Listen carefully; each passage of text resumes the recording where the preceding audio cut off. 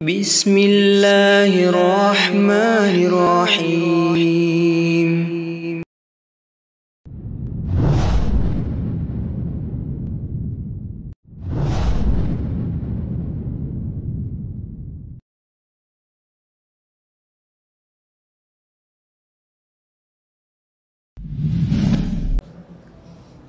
Alhamdulillah, alhamdulillahilladzi bi ni'matihi tatimmus shalihat. Wassalatu wassalamu ala nabiyyina Muhammadin wa ala alihi wa ashabihi wa man ihtada bihudahu ila yaumil qiyamah wa ba'du. Kaum muslimin rahimani wa rahimakumullahu jami'an. Semoga Allah Subhanahu wa taala merahmati kita semua. Ketahuilah, sesungguhnya di antara etika dan adab yang seharusnya tidak patut ditinggalkan oleh orang-orang beriman yang melakukan puasa di siang hari bulan Ramadan adalah makan sahur. Karena sesungguhnya makan sahur itu sendiri adalah merupakan ibadah yang disyariatkan, sunnah dari Nabi Shallallahu Alaihi Wasallam.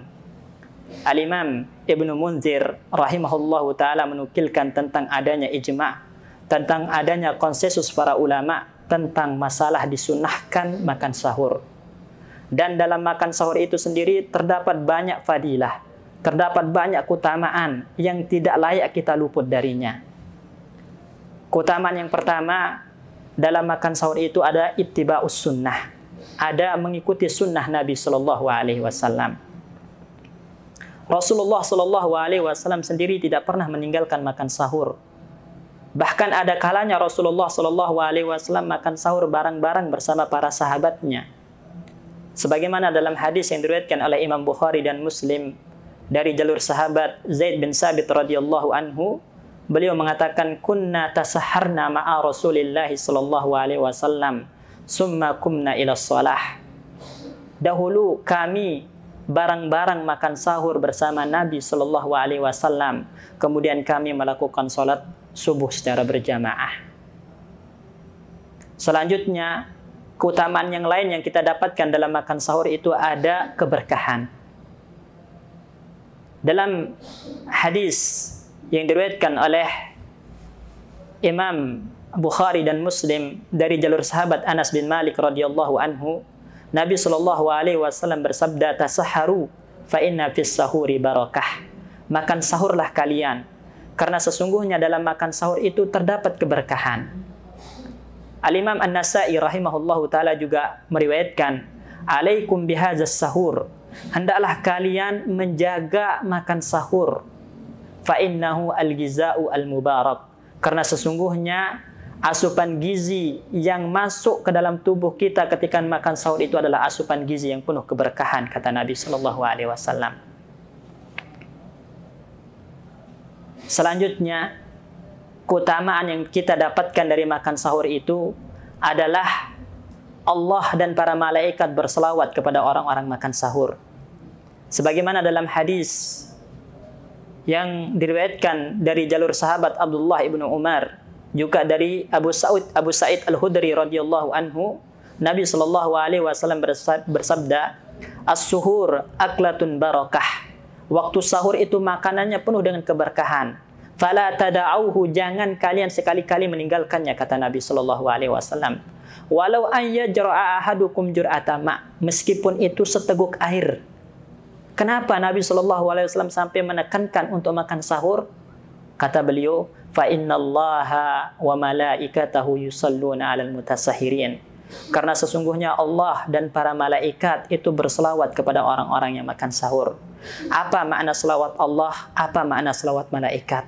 Makna selawat Allah kepada hambanya itu adalah Allah memuji orang-orang yang makan sahur di hadapan para malaikat-malaikat yang mulia. Kemudian makna selawat para malaikat itu adalah Allah, para malaikat itu memohonkan ampun, beristighfar untuk orang-orang yang makan sahur. Maka ini adalah merupakan keutamaan yang sangat besar, yang tidak selayaknya kita luput darinya sebagai orang-orang yang beriman.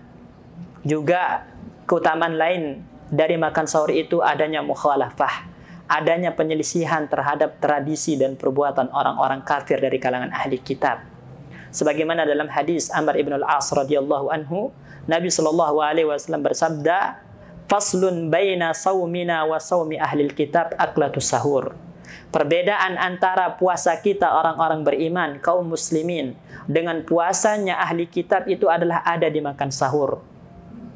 Dan kita dituntut oleh Nabi Shallallahu Alaihi Wasallam untuk menyelisih semua tindak tanduk perbuatan orang-orang kafir dalam semua lini kehidupan kita, baik itu yang berkaitan dengan ibadah, yang berkaitan dengan penampilan, yang berkaitan dengan tradisi yang khusus bagi mereka, maka tidak layak kita menyerupai mereka.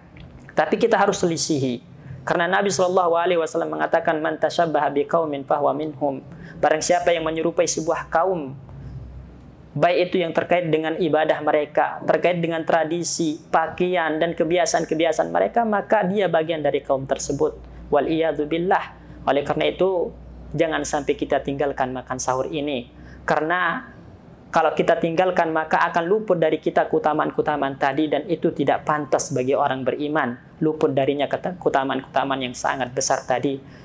Karena hal itu akan membuat kita menjadi orang-orang yang merugi. Orang-orang yang membuat puasa Ramadannya mungkin kurang sempurna disebabkan lalai dari keutamaan-keutamaan yang telah kita sampaikan tadi. Semoga apa yang kita sampaikan ini bermanfaat dan menjadi motivasi bagi kita untuk menghidupkan, untuk menjadikan Ramadan kita lebih sempurna, lebih baik lagi. Akhirnya kita berselawat kepada Nabi Sallallahu Alaihi Wasallam. Allahumma salli wa sallim ala nabiyyina Muhammad wa ala alihi wa ashabihi ajma'in. Wa akhiru da'wana anil hamdulillahi rabbil alamin.